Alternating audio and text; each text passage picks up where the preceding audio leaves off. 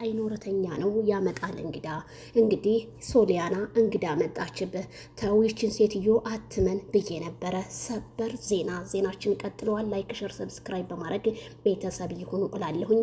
ዛሬ አቤላዬ ልክ እንደ ወንድ ልጅ እኔ ስፍስፍ እኔ ልቅስ ልበልልህ በሴቶች መካከል ተከቦ አቤላዬ አልቅሷል። ለካ እስከ ዛሬ ከቡታጅራ ሸገር ከተማ አቀንቅና የነበረችው ሶሊያና አቤላና በማርቲ ፍቅር የገባችው ለካ ልክ የሩታ እህት ብያታለሁ፣ ትንሽ እህት ልትበቀለው ነው። ሶሊያና በፍጹም እሱን እንደማትወደውና እንደማታከብረው ማርቲ በያዘችው መረጃ አቤላ ዛሬ በአደባባይ ላይ ቁጭ ብሎ ሊያለእስና እንዲሁም ልቡን ሰብረዋለች። ታዲያ ሶሊያና ይሄንን ያህል በቀልን ከማተማርሽው ብዬ ብጠይቅሽ መቼም ከሩታዬ ከማንም ልትይኝ አትችይም።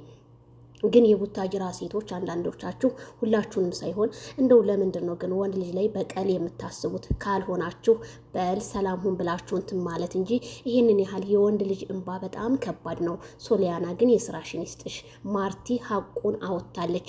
ስለዚህ የሄርሜላ ከረሜላሃት እውነትም እውነት አለሽ፣ ያንቺም እውነታሽ ወጣ። እንኳን ደስ ያለሽ ብያለሁ። ሄርሜላ ስትሰደብ በነበረበት ሰዓት እኔ በጣም አዝኜ ነበረ። ሄርሜላ እዚህ ውስጥ ስለ ማርቲ ምን አገባት ብዬ ነበር። ስለዚህ አሁንም ቢሆን ማነ አቤላዬ ይችን ልጅ ራቃት፣ የምትሆነ አይደለችም። እውነተኛ ፍቅር ካላት እሷ ፈልጋ ወይም የሆነ ነገር እንትን ትል ነበረ። ግን ዛሬ አንተን ለበቀል ፍቅረኛዋን እዛ ቡታጅራ አስቀምጣ አንተ ሸገር ከተማ በነበርክ ሰዓት እሷ ብዙ ነገር ሰርታ አንተን ለመበቀል ነው። ስለዚህ በቀልን የሚያስተምርን ሴትን መራቅ እንጂ መቅረብ ለምን አስፈለገ ስል እኔም ከዚሁ አሳስባለሁ። አይዞ ይታደሉታል እንጂ አይታገሉትም ይባላል። እንግዲህ ሜሪዬ ማንሽ ማርትዬ መልካም የፍቅር ዘመን ይሁንልሽ።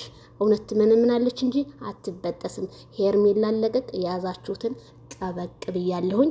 በጣም ነው ደስ ያለኝ። እኔ አቤላ ግን በማልቀሱ በጣም አዝኛለሁ። አይዞህ አቤላዬ። ውይ አንተም ደረሰ ይሄ ነገር፣ የማይክል ጃክሰን ነገር እያን ደሞ ወደ አንተ መጣ። እኔ ተልቅስ ልበልልህ። ጥላት ያልቅስ፣ ኧረ ወንድሜ ጥላት ያልቅስ በአደባባይ አቤላዬ።